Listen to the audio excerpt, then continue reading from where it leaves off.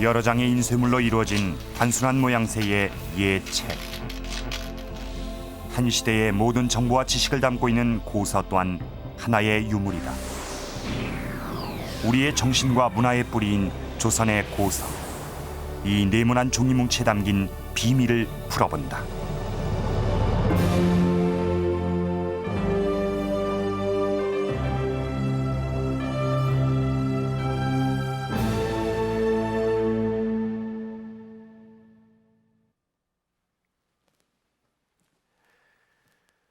저는 지금 글자의 밭을 걸으면서 고색 창연한 우리 옛 책의 배인 아주 독특한 묵향을 맡고 있습니다. 여러분은 우리의 고서, 옛 책에 대해서 어떤 생각을 가지고 계십니까? 골치 아픈 한자만 가득한 그런 낡은 책이라는 느낌을 가지고 계시진 않습니까? 물론 그러실 수도 있습니다. 최근 일부 전통 찻집이나 민속주점에서는 이 고서의 낱장으로 천장이나 벽을 바르기도 하더군요.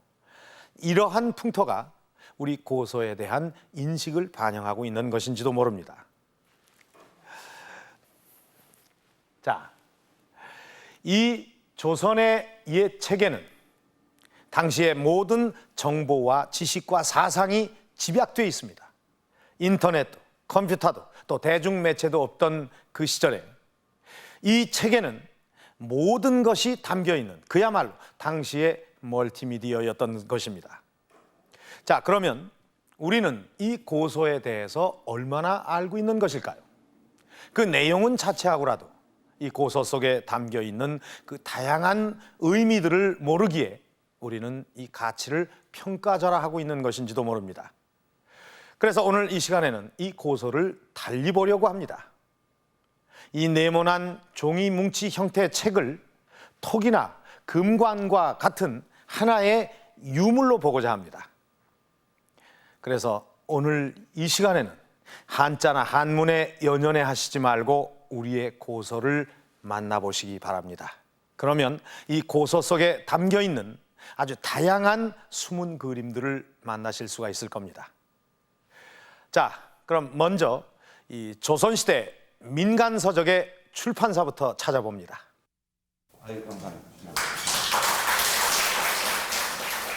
지난 6월 26일 한국정신문화연구원 뜻깊은 행사가 있었다. 서계 박세당 후손을 비롯한 네 가문이 문중에서 보관하던 고서와 고문서를 기탁한 것이다. 광주안시, 해남윤시, 청양김시. 기탁된 고서와 고문서들은 전문가들에 의해 곧바로 분류 작업에 들어갔다.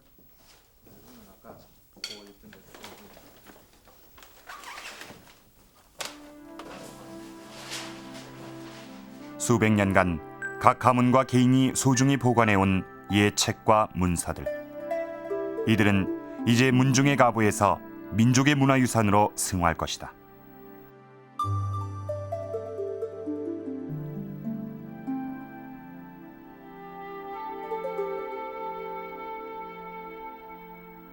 이날 기탁된 서계 박세당가의 고전적은 고문서 200여 점, 고서 150여 점으로 이 중엔 문화재적 가치가 뛰어난 것들도 포함되어 있었다.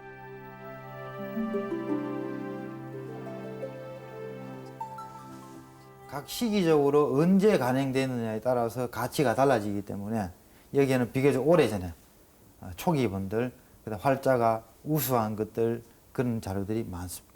고서들이 상당히 많네요. 한 집안에서 소장한 엄청난 분량의 고서. 이들은 도대체 어디에서 온 것일까? 서기집을 비롯한 박세당가의 고서는 손으로 베껴 쓴 필사본이 아니라 인쇄본이다. 그렇다면 이것들은 어디에서 찍었을까? 개인 문집인 서계집 어디에도 이 책의 출판에 관한 기록은 없었다.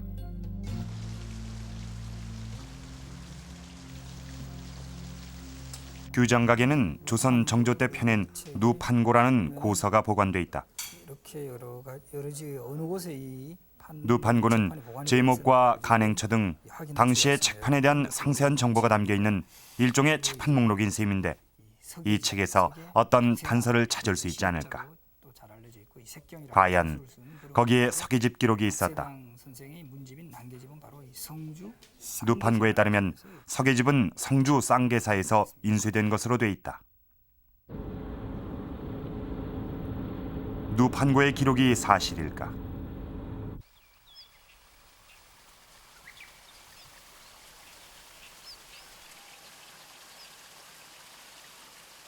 그 중이 천년 성주의 쌍계사는 폐사되고 없었다. 천년 해먹는다 하는 거긴데 예. 그러면 여기가 옛날 그 쌍계사 절터가 맞습니까?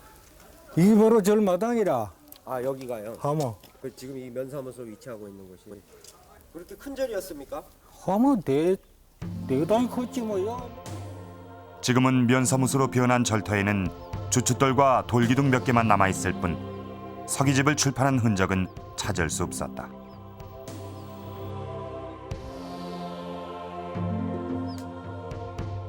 그렇다면 정말로 사찰에서 민간 서적을 찍었을까? 불사가 한창인 상주의 어느 사찰.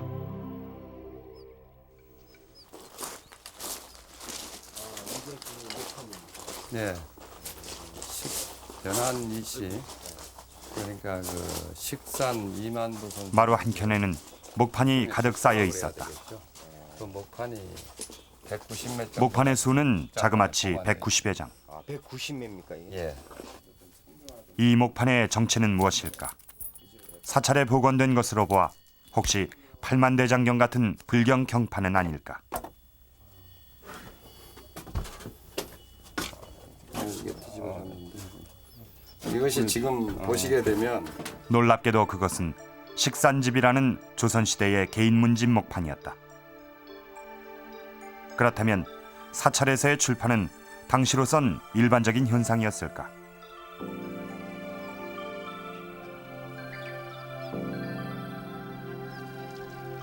몇몇 이름난 사찰처럼 통도사 한켠에도 커다란 구유가 2개 보관돼 있다. 승려들의 밥그릇으로 사용됐다는 속설을 가지고 있기도 한 이 구유. 용도가 무엇일까? 옛날에 그 절에서는 그 경판을 만든다거나 이렇게 할 때 이 종이를 사찰에서 작업을 했습니다. 그래가지고 종이를 이렇게 풀어가지고 종이를 걷어들인 물에 이렇게 걷어들이는 그런 역할을 했던 그런 기구입니다.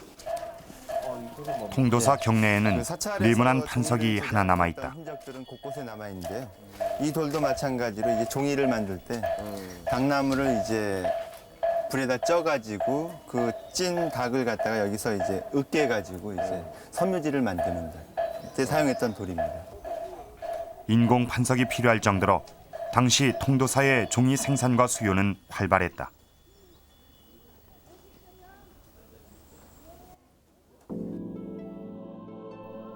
통도사에서 발굴된 작은 범종. 범종 표면의 명문이 어색하다. 자세히 보면 거꾸로 새겨져 있다. 왜 연이란 인물은 이 명문을 뒤집어 새겼을까? 그 조선시대 아주 유명한 그 판각하는 스님인 연희라는 스님이 이 종 표면에 있는 모든 조각을 했다는 기록이 나오고 있습니다. 그것과 아울러서 지금 종에 있는 명문 자체가 전부 뒤로 뒤집혀 있는데 이렇게 글씨가 뒤집힌 원인은 아마도 판각을 하던 스님이 버릇이 남아 있어서 아마 이 종을 새기면서도 경판을 새기듯이 새겼기 때문에 아마 이 글자가 전부 뒤집혀 있는 것 같습니다.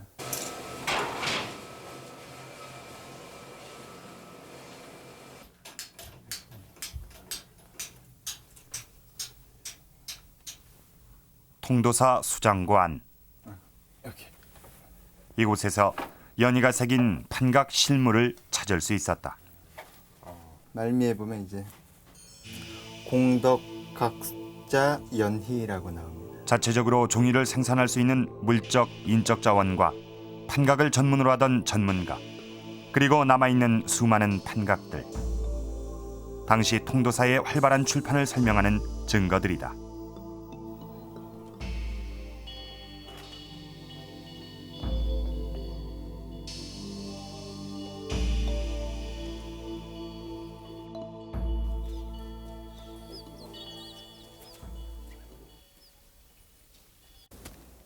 그렇다면 조선시대 이렇게 사찰이 출판의 중심지가 된 이유는 무엇일까?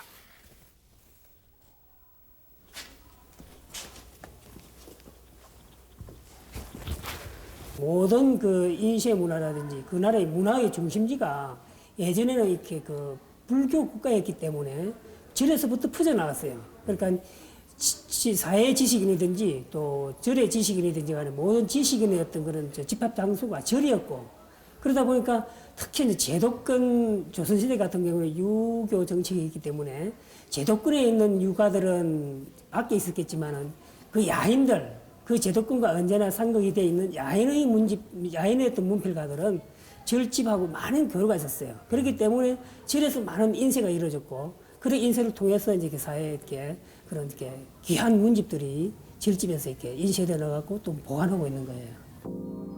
많은 가문의 족보 역시 사찰에서 인쇄됐다. 여기엔 권력의 외압이 작용한 경우도 있었다. 배불 숭유 정책의 조선시대에는 수탈 차원에서 사찰 출판이 강요당하기도 했다. 고려시대 이미 8만 대장경이라는 대역사를 이룬 사찰. 조선시대에도 사찰이 출판 문화의 산실이 된 또 하나의 이유는 여기에 닿아 있다. 결국 거기에서 닦아진 어떤 노하우라든가 기술력이 조선시대까지도 널리 계승되면서 이 사찰에서 바로 많은 이 책판들을 보유할 수 있지 않았나 이렇게 생각이 됩니다. 그래서 결국 이 사찰에는 일반 그 경전류라든가 이 족보 그리고 문집의 일부까지 이 광범위하게 보유하면서 조선시대에도 이 출판 문화의 어떤 중심지적인 그런 기능을 하였습니다. 서기집은 과연 사라진 사찰 성주 쌍계사에서 출판됐을까? 조선시대 활발했던 사찰 출판을 미뤄볼 때 서계집의 성주 쌍계사 출판 기록은 그 신빙성이 충분하다고 여겨진다. 우리나라처럼 고서가 흔한 나라도 없다고 합니다. 웬만한 집에서는 몇 권씩은 다 가지고 있는 고서. 특히 일반인들이 가지고 있는 고서는 얼마나 되는지 파악조차 되지 않고 있는 실정입니다. 그런데 그런 책의 대부분이 사찰에서 만들어졌다는 게 놀랍지 않습니까? 물론 조선시대에는 중앙정부나 지방정부 또 서원과 같은 교육기관에서 책을 만들기도 했습니다마는 특히 이 민간 서적의 출판은 이 사찰에서 크게 기여를 했던 것입니다. 자, 그렇다면 책이란 과연 무엇이냐? 책이기 위해서는 갖추어야 할 요건이 있을 것입니다. 자, 이쪽을 한번 보시죠. 지금 보시는 이것은 한 장짜리의 반야심경입니다. 물론 요즘에는 이런 것을 책이라고 할 수 없겠지만은 이 초창기의 책은 이렇게 문서처럼 한 장짜리도 가능했던 것입니다. 또 지금 보시는 이것은 대나무에 글씨를 쓴 죽책입니다. 또 이것은 권자본이라고 해서 두루마리 형태의 그런 책입니다. 종이가 발명된 이후에 가장 오랫동안 사용된 책의 형태입니다. 그러나 이 현대에 있어서의 책은 이 내용과 아울러서 일정한 분량을 가져야 합니다.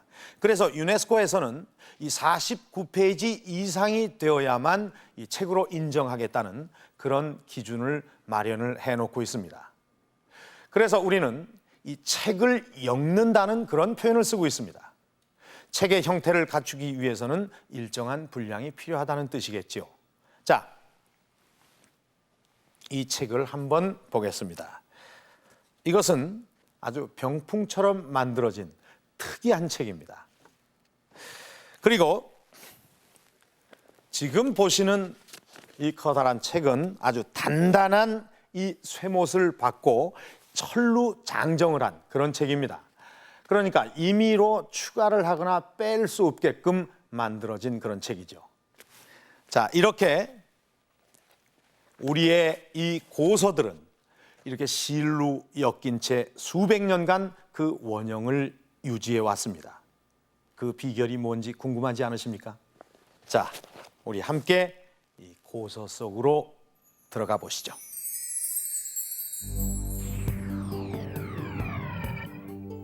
조선시대의 책인 서계집 역시 보통의 고서와 마찬가지로 붉은 실로 엮어져 있다.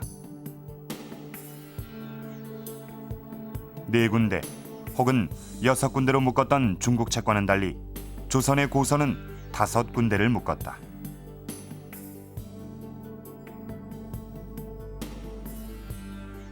오침을 쓰는 주된 이유는 첫째로 그 구멍의 위치 잡기가 수월한 데에 있습니다.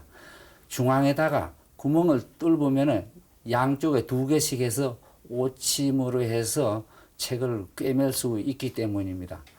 그리고 우리나라는 그 숫자에 있어서는 홀수를 선호하는 그런 경향이 있습니다. 그래서 지금도 숫자를 헤아릴 때는 13579와 같이 전통적으로 홀수를 선호했습니다. 그렇다면 시를 이용한 오침 안정법은 어떻게 엮는 것일까? 합천 해인사 앞에서 대를 이어 고서를 엮고 있는 곳을 찾았다. 책을 엮기 위해서는 먼저 실의 길이를 정해야 한다. 차이가 좀 있습니다만 이렇게 재입니다. 예, 이렇게 3번 재면은 조금 길기도 하고 뭐 딱 맞기도 하고 그래도 됩니다. 이렇게 재가지고 3번 길이를 재서 이렇게 합니다.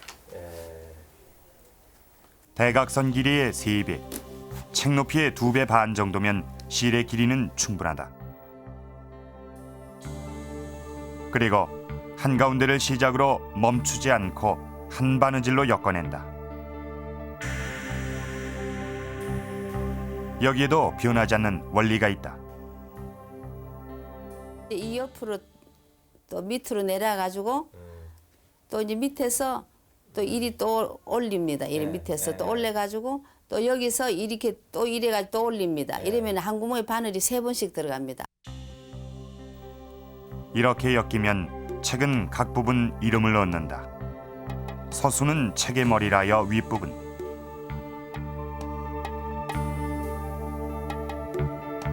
서배는 책의 등, 서근은 책의 뿌리라여 아랫부분, 그리고 낱장이 열리는 책의 잎.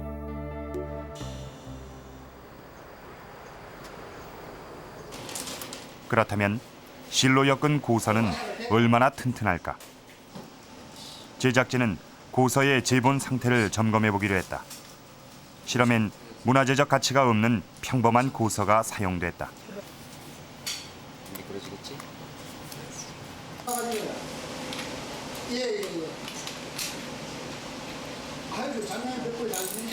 책을 고정시키고 서서히 힘을 가했다.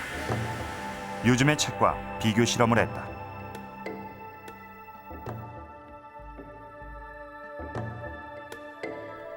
힘을 가하자 완전히 떨어지는 요즘의 책과 달리 고서는 오랫동안 형태를 유지했다.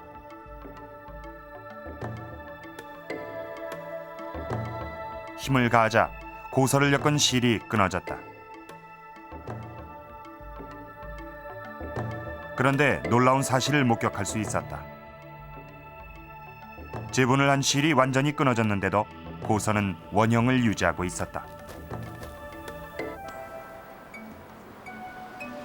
우리는 그 비밀을 풀어보기로 했다.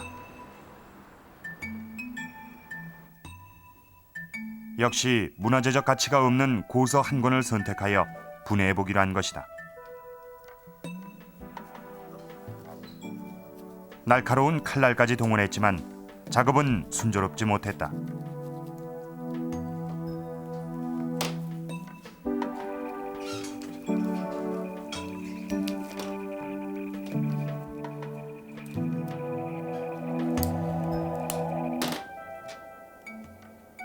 책 속엔 분명히 무언가가 있었다.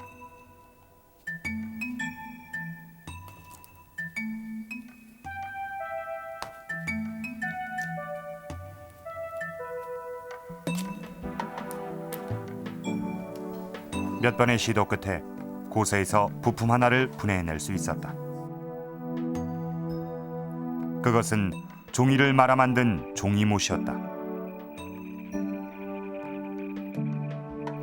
훼손된 서계집을 살폈다. 실을 엮은 흔적의 위아래쪽에 역시 종이못이 발견됐다.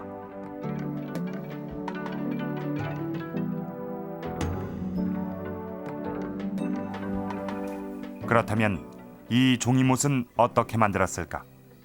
옛 방식대로 재본을 해보기로 했다.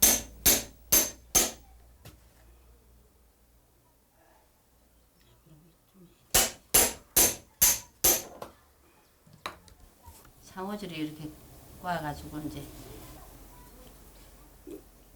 창호지를 말아 실처럼 만든 후 그것을 책에 낸 송곳 구멍에 끼운다.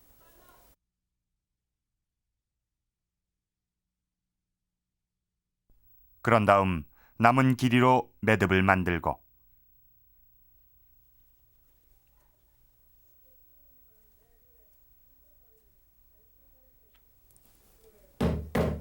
그것을 잘 두들기면 마침내 종이못이 완성된다.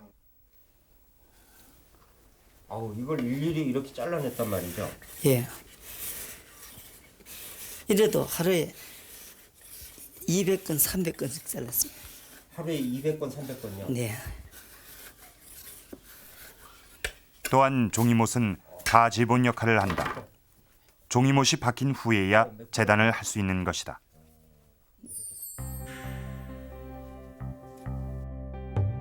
실이 끊겨도 원형을 유지하는 고서의 비밀.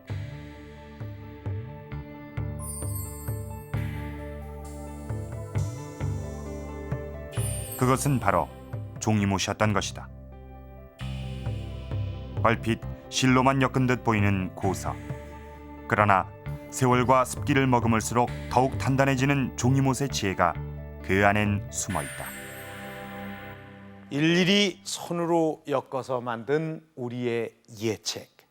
마치 숨결을 불어넣은 듯하지 않습니까? 그러나 이 책을 쓰는 것도 쓰는 것이지만 이것을 엮는 것도 하나의 예술이라는 생각이 듭니다. 자, 이것이 바로 책입니다. 우리 표지를 한번 구경해 볼까요? 이 표지에는 물론 제목이 들어섭니다. 서계집. 이것은 얼마 전 한국정신문화연구원에 기탁된 서계 박세당 선생의 문집입니다. 이 책의 왼쪽 상단에는 물론 제목이 들어서는데 여기에는 줄인 제목이 들어섭니다. 그러니까 이 책의 원래 제목이 서계 선생 문집이라면 여기에는 보통 서계집이라고 붙이는 것입니다. 자, 그리고 이 지체 있는 집안의 책인 경우에는 이 제목에 따로 이 배지를 붙인다고 하는군요. 그리고 이 오른쪽 상단에는 이 간략하게 목차를 붙이는 경우도 있다고 합니다. 또 이 오른쪽 아래쪽에 보면은 여기 숫자가 써 있는데요. 이것은 책 수가 많을 경우에 이 전지를 표시한 것이라고 합니다. 여기에는 09라고 써 있는데 이것은 이 책이 전체 9권이라는 뜻입니다. 그리고 이 책의 아래쪽, 그러니까 이것을 보통 책의 뿌리라고 해서 서근이라고 얘기를 하는데 여기에도 제목을 붙이는 경우가 있다고 합니다. 이것을 서근제라고 그렇게 얘기를 합니다. 자, 이렇게 제대로 구색을 갖춘 책의 경우에는 이 책의 제목만 해도 10군데가 넘는다고 합니다. 자, 우리 고서의 이 표지만 봐도 정말 대단하다는 생각이 들지 않습니까? 그러나 이것은 시작에 불과합니다. 우리 고서의 표지에는 숨어있는 이야기가 훨씬 더 많습니다. 자, 우리 표지를 한번 넘겨볼까요?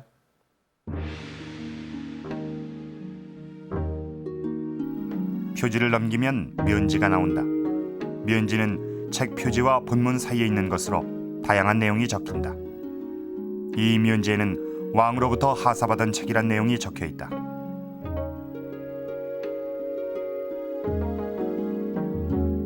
또한 책임자가 좋아하는 글귀나 시귀가 적혀 있기도 하다.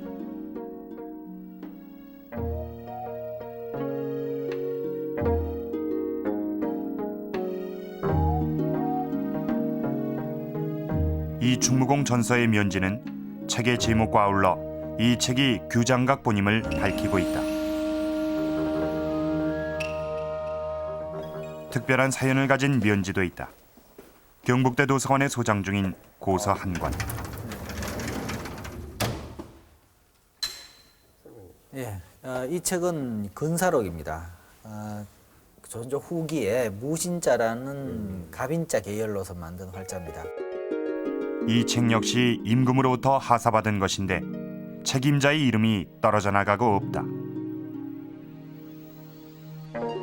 아마 후손이 이 책을 경제적인 어려움으로 아마 팔았을 것으로 추정됩니다. 그래서 조상의 이름이 이름에 누가 될까 생각해서 아마 그 부분을 삭제한 것 같습니다. 책의 표지엔 더 깊은 비밀이 숨어 있다.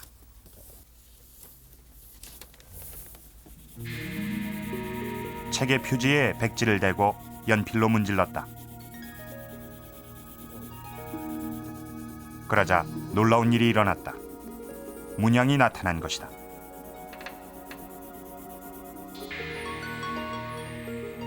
고서 표지에 숨어있는 문양, 이것을 능화문이라고 한다.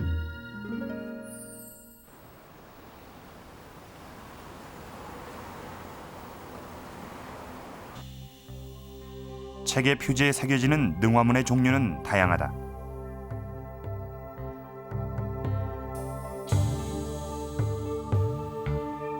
연꽃이 연이어 새겨진 능화판, 수복을 상징하는 박쥐가 새겨진 판이 있는가 하면 다산을 상징하는 성류문판과 2마리 용이 새겨진 능화문판도 있다. 그렇다면 왜 고서의 표지엔 능화문이 있는 것일까? 미적인 측면에 일단 보기에 아름답게 보이기 위한 것이 있고 이렇게 손으로 이렇게 만졌을 때 이 요철 감각이 느껴지는 것이 그러니까 손 느낌이 좋아지는 거죠. 능화문의 첫 번째 기능은 역시 책을 아름답게 장식하는 데 있다.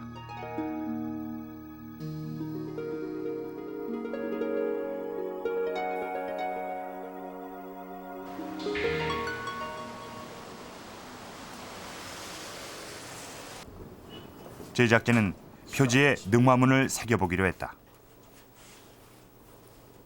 우선 표지가 될 종이에 치자물을 입혔다. 치자는 방충의 효과를 위한 것이다.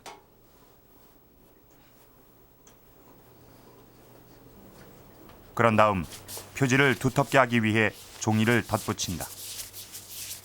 이런 과정을 뒤풀이하여 알맞은 두께의 표지용 종이를 만든다. 그런 다음 능화판과 그 위에 표지가 될 종이를 놓고 밀랍을 칠한다. 너무 말랐어.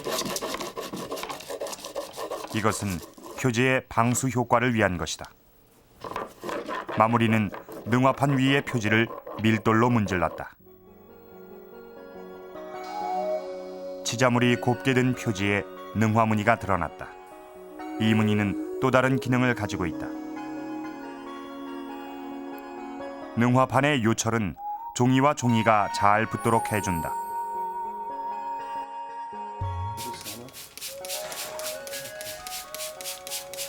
본격적으로 책의 표지에 숨은 비밀을 풀어보기로 했다.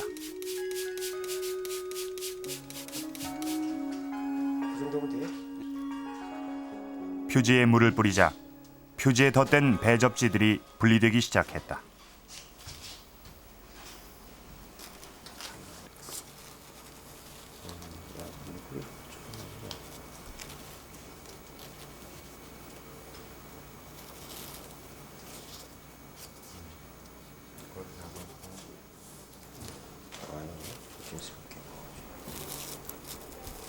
표지에 덧댄 종이들에도 하나같이 글자들이 쓰여 있다. 종이가 귀하던 시절, 종이를 아끼기 위해 버리는 파지를 배접지로 사용한 결과다.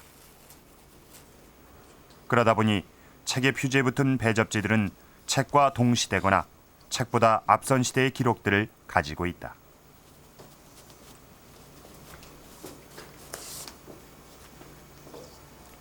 이 책의 표지에서도 당시 시대상을 알 수 있는 기록이 나왔다.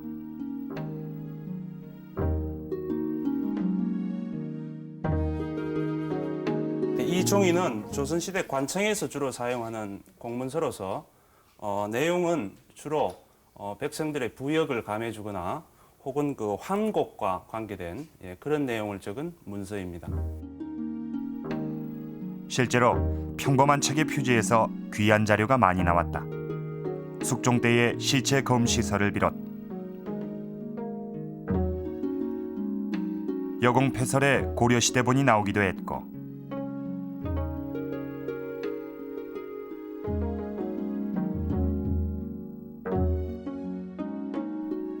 중종 때의 번역 소학 인쇄본이 처음 발견된 것도 표지의 배접지에서였다.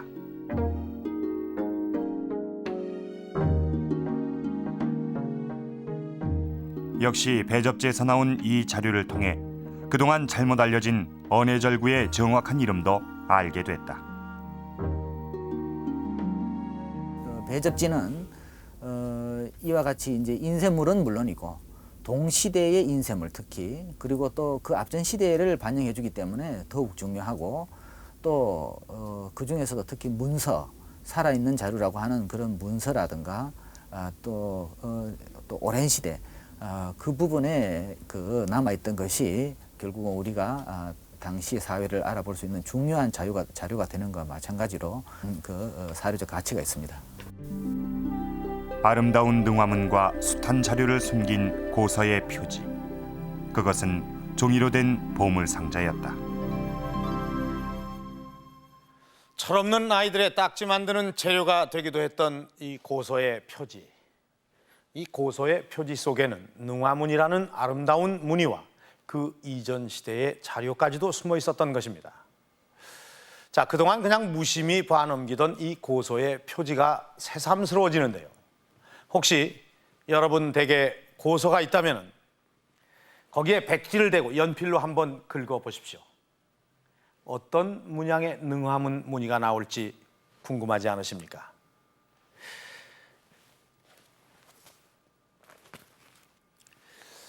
자, 이 대부분의 고서 한 페이지는 이 10행 20자가 기본이라고 하는군요.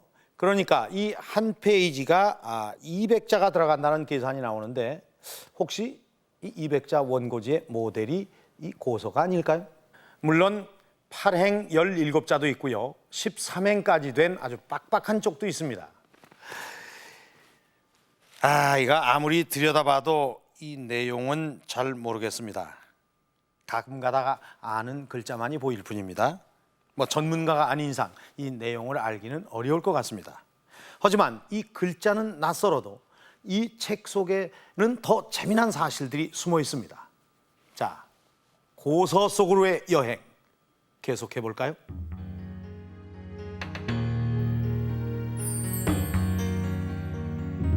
고서는 한 장의 인쇄물이 반으로 접혀 두 쪽이 되는데 접혀지는 부분을 판심이라 한다. 이 책이 16세기라는 책이 왜 16세기 책이라고 보시는지 그걸 좀 얘기해 줄 수 있습니까? 이 책의 경우는 이 책의 간행 시기를 보고 알 수가 있는데 예를 들면 대체로 이때까지 연구 결과에 의하면 임진왜란 이전의 간본들에 나타나는 특징입니다.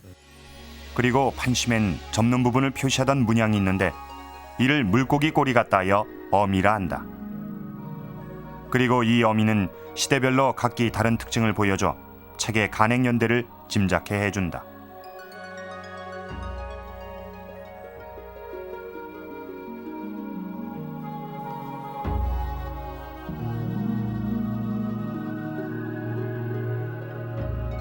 그런데 서계집의 경우 한 권의 책에 여러 문양의 어미가 나타난다. 이것은 왜일까? 그 초기에 간행되고 그 후에 판이 훼손되고 해가지고 다시 보판이 들어가고 또 그 이후에 또 이 책이 필요해서 또 몇십 년 후 또는 몇백 년 지나서 또 판이 들어가고 그래서 여러 가지 보판이 들어있는 경우가 되겠습니다. 증보판이 나올 때마다 어미가 다른 목판이 사용된 결과인데 많은 경우 한 책에서 10개 이상의 어미가 보이기도 한다. 결국 어미는 책의 역사이기도 한 것이다.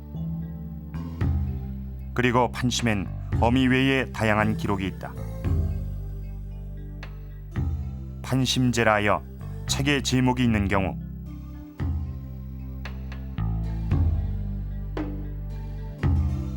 책을 간행한 시기,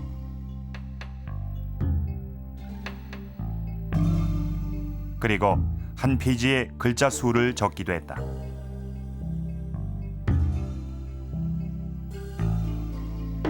어미의 문양은 후대로 올수록 단순성을 벗어난다.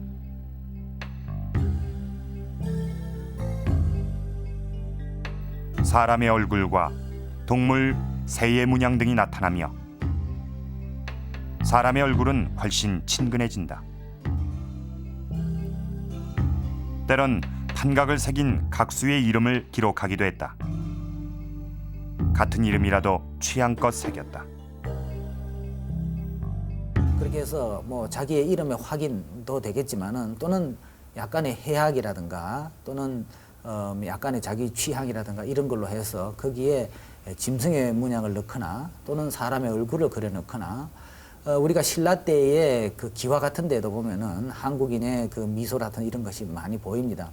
그래서 막 그런 어떤 풍류나 해악 같은 것이 이 책에서도 어찌 생각하면은 책이라는 것은 대단히 경건하고 경전 같은 경우에는 중요한 또 무거운 내용입니다. 그러나 이 민간에 와서는 이런 부분이 그런 사람들의 해악이나 풍류가 가미되어서 또 한층 더 우리의 관심을 끄는 부분이라 할 수 있습니다.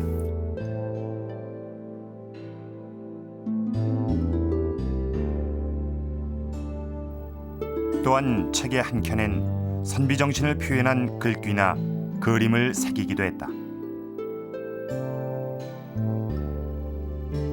이처럼 우리의 고서엔 지식과 정보 외에도 멋과 여유가 은근히 배어 있는 것이다.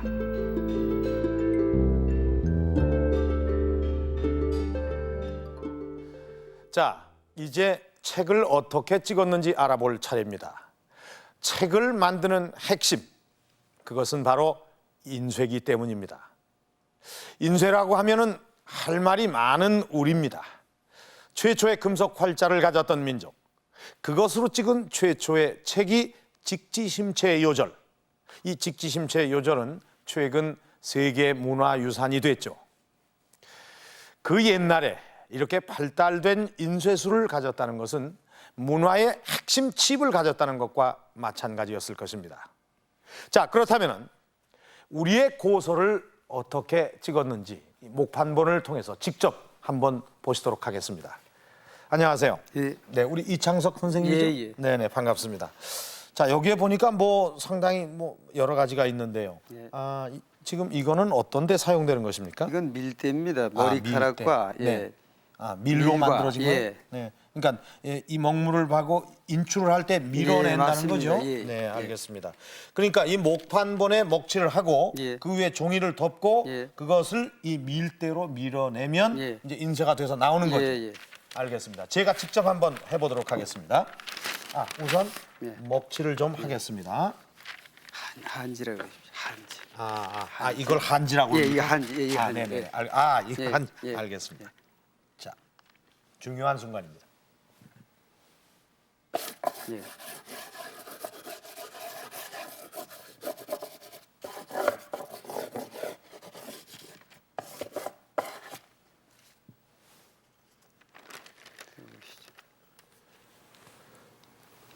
아니 이거 제 건 왜 이렇게 인쇄가 되다 말다 이렇게 됐네요. 이렇게 보니까는 뭐 확연히 비교가 되는 것 같습니다.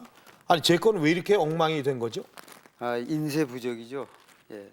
기술이 부족하다는 기술이 거죠. 예, 부족해서 이 방법은 간단한데요, 보니까. 예, 이게 방법이 그렇게 간단한 게 아닙니다. 그러니까 상당한 시일의 그 숙련이 필요하다는 예, 거죠. 그렇습니다. 그리고 10장 정도를 찍으면은 한 3습장, 6장 정도 숙련이 되더라도 책을 만들 수 있는 그 분량이 나옵니다. 예.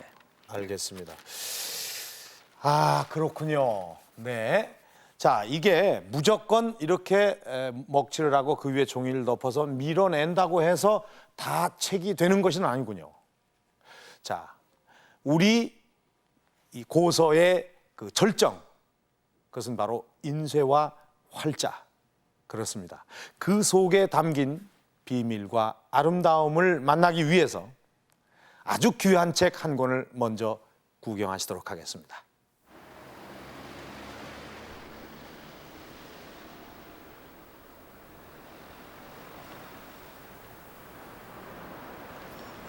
대구 시내의 어느 고서점.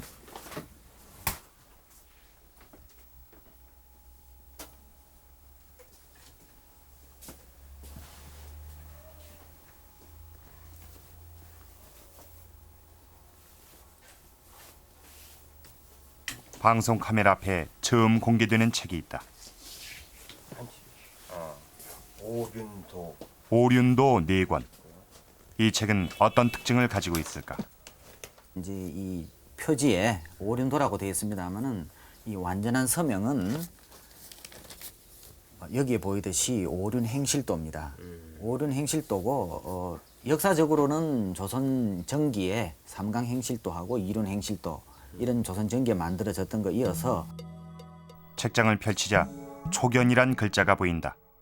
초벌교정이란 뜻이다.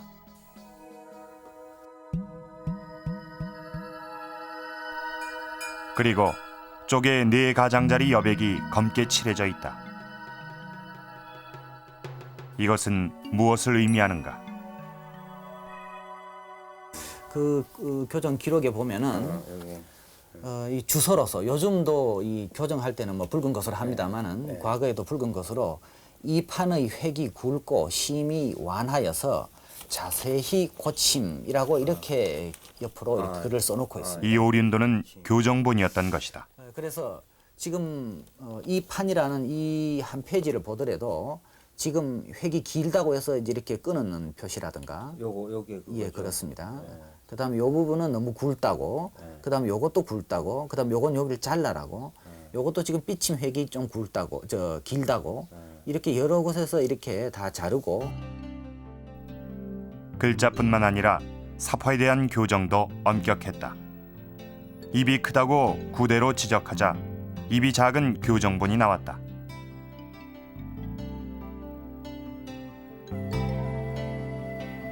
얼굴을 지적하자 성형이 이루어졌으며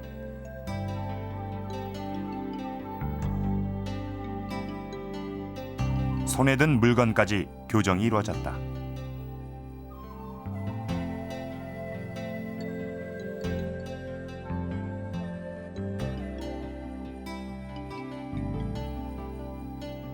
조그만 흠집도 용납하지 않은 엄격한 교정의 흔적들이 곳곳에 보인다.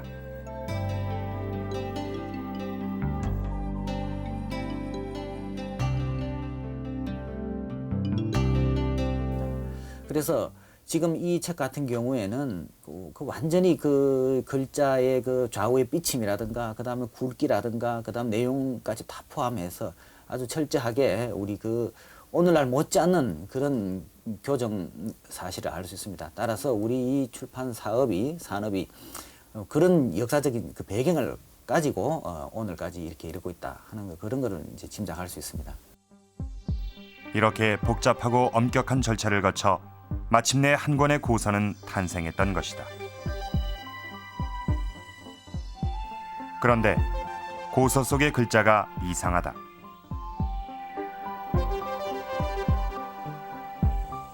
군데군데 어긋나고 비뚤어진 글자들이 보인다.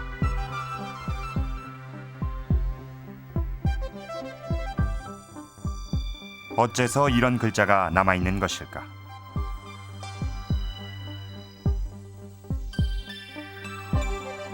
교정의 잘못이 아니라 활자의 결함 때문이었다. 금속 활자의 경우 오래된 것은 원형이 왜곡되는 경우가 있는 것이다. 이 글자를 자세히 보면 인쇄 상태가 고르지 못하다. 인쇄 기술에 문제가 있는 것일까?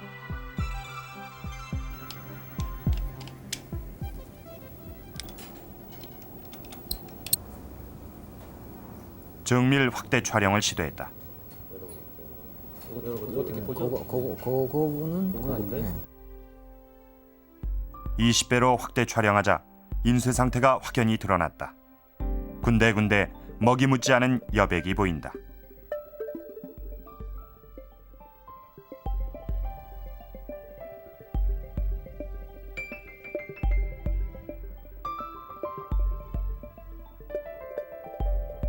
그런데 여백의 방향이 일정하다. 그것은 나뭇결의 흔적이었다.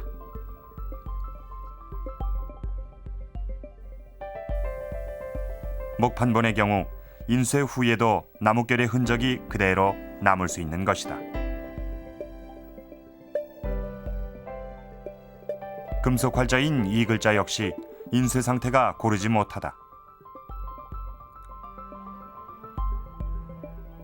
50배 확대를 하자 비교적 둥근 형태의 여백이 보인다.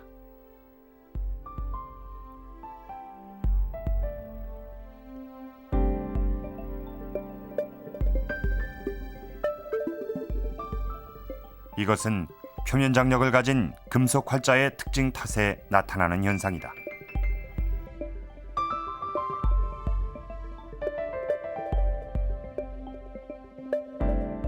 금속 활자는 금속에 뭐 굴이나 그다음에 뭐 납이나 뭐 철 여기에 먹이 묻은 것입니다. 그렇기 때문에 흡수력이 좋지 않습니다.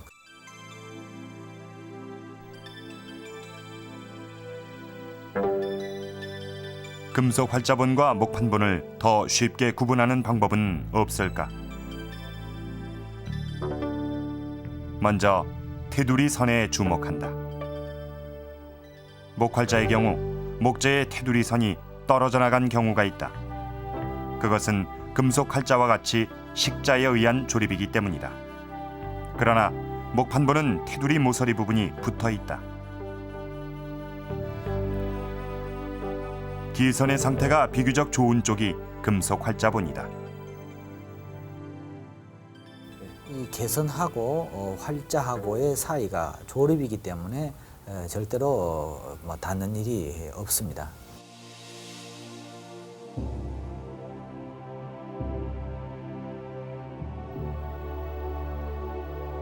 반면 목판본은 판각 과정에서 기선과 글자를 붙여서 파는 경우가 많았다. 지금 이 면에 보이는 이 갈지자가 여러 글자가 보이고 있습니다. 그러나 여기 보이는 글자는 활자본과는 달리 서로 모양과 기울기가 약간씩 다릅니다. 이것은 목활자로 찍었을 때는 각을 했을 때는 기술상의 문제로 해서 크기라든가 약간의 차이점의 그 기술상의 문제가 여기서 보인다고 하겠습니다. 같은 글자라도 차이가 있으면 목활자일 가능성이 크다.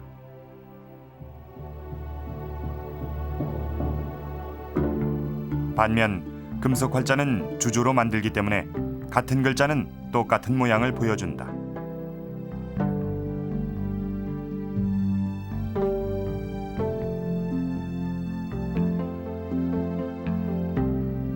이런 흠집들은 주로 목활자에서 보이는데 이는 각수의 실수로 보인다.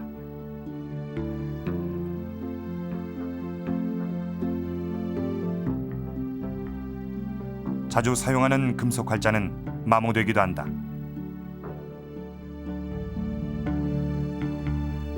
그런 활자로 찍을 경우 유난히 가는 글자가 나오기도 한다.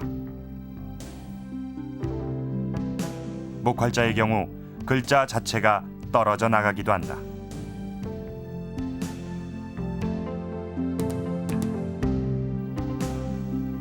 금속 활자, 목활자, 목판본 등 인쇄 문화를 이끌어온 다양한 활자들. 그렇다면 우리의 활자엔 어떤 특징이 있을까?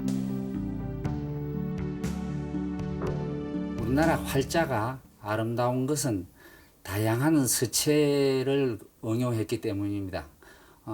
다양한 서체라고 하면은 중국에서 대표적인 것으로서 구양순체, 안진경체, 조맹부체 등이 있습니다.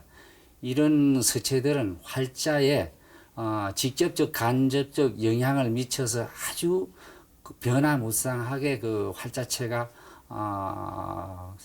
형성되었습니다. 이런 분들이 글씨를 자본을 해서 활자를 만들었는데 아주 그 많이 사용된 활자며 그 활자체에 직접 영향을 미친 겁니다.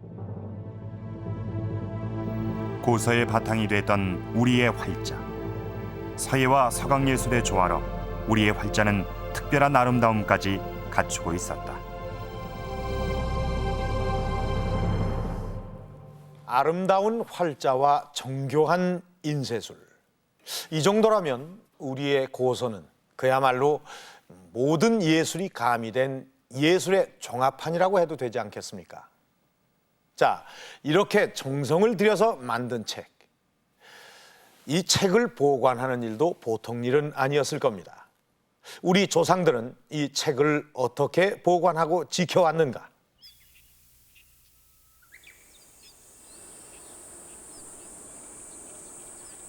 서기의 박세당의 후손들이 살던 집. 서기집을 비롯한 고서들은 이 집에서 어떻게 보관됐을까? 이거 다 나누면 되는데. 어디 다락방? 네, 다락방 여기입니다. 이쪽입니다. 네. 네. 네. 저 이쪽입니다. 올라갈까요? 네. 아이고. 자. 네. 여기 조금 기구서적이에요. 예. 네. 여기서 수백 년간 보존해 왔던 겁니까? 그렇죠, 네. 집 안에서 가장 은밀하며 또 습기로부터 비교적 안전한 다락방. 이곳이 고서를 보관하던 장소였다. 고서들은 이곳에서 수백 년 동안 갖은 위기를 넘겨왔다. 뭔가 그 6.25 때 인민위원장 지내신 분이 저희 일가 사람이었어요. 그래서 얘 손은 안 댔죠. 네, 그래서 이제 잘 남아 있었습니다. 네. 그리고 여기 화재도 안 나고. 네.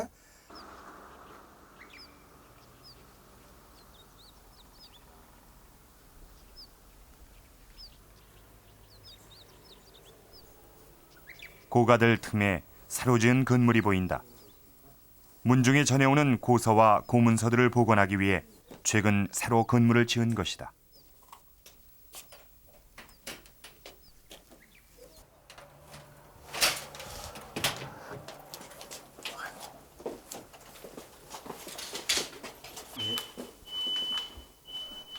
두터운 철문과 방범장치까지 갖춘 문중의 서고.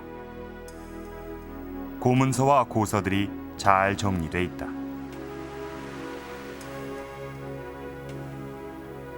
지금 이 안에 가면 예전 여기 상자가 있습니다. 때 묻은 게. 그게 뭐 400~500년 다 묵은 게래요.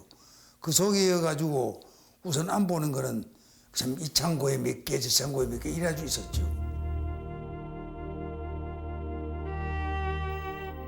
수백 년간 이들이 고서를 지키기 위해 선택한 전략. 그것은 만약의 경우를 대비한 분산 보관이었다.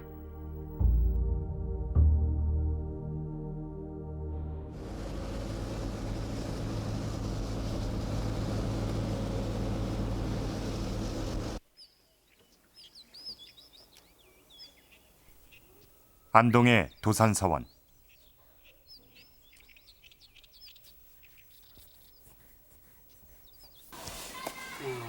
구순의 서원 원장이 어려운 걸음을 했다.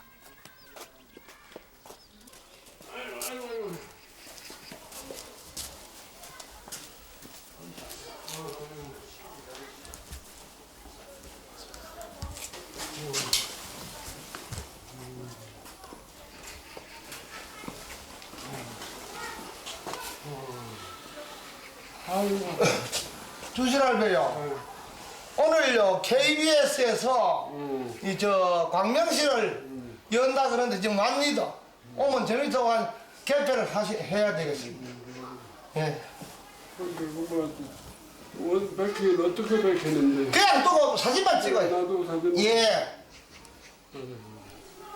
도산서원의 서고인 광명실. 유림 세 사람의 청원과 원장의 허락이 있은 후 최초의 광명실 내부 촬영은 가능했다.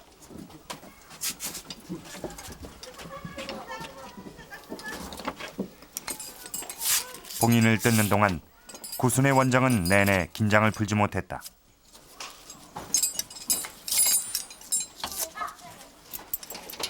이중문이 열리고 마침내 도산서원의 서고가 공개됐다. 이 전부 몇 권입니까? 지금 숫자는 헤아릴 수가 없네요. 네. 그러면 여기 지금 보관돼 있는 책들은 어떤 책들이죠?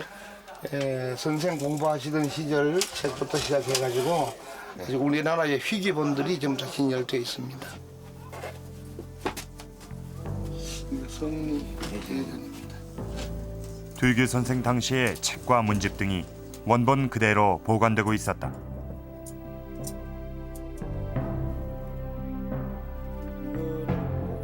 네, 목 한 번입니다. 도산서원은 이 책들을 어떻게 지켜왔는가? 요 가운데 보시면은 서불득 출문이요. 책의 관리에 대해서는 아예 서원의 원규로 정해두고 있었다. 그리고 그것은 오랜 세월 동안 엄격하게 지켜져 왔다. 우리 정신문화의 부피를 그대로 말해주고 있는 고서들. 이 책을 엮기 위해 조상들은 정성을 다했고 그것을 지켜내기 위해 혼신의 힘을 쏟았다. 그리하여 숱한 세월과 전란 속에서도 고서는 살아남아 오늘을 사는 우리의 뿌리가 되고 있다.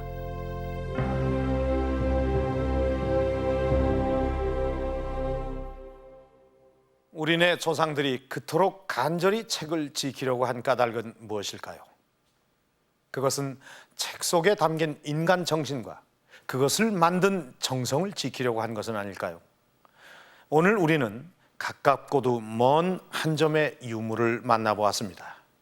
그것은 바로 우리의 고서, 예책이었습니다. 우리의 예책 고서는 그 자체만으로도 하나의 훌륭한 예술품이었습니다. 서예와 서각, 한지공예와 편집 디자인, 그리고 정보와 지식까지 당시의 모든 예술적 역량이 집적된 종합예술품이었습니다. 이제 우리는 이런 고서를 어찌 벽지 정도로만 취급을 하겠습니까? 오늘 우리가 우리의 예책을 이렇게 꼼꼼히 살펴본 까닭은 바로 책과 가까워지기 위해서였습니다. 책 속에 길이 있다는 명제는 21세기 첨단 멀티미디어 시대에도 유효한 명제이기 때문입니다.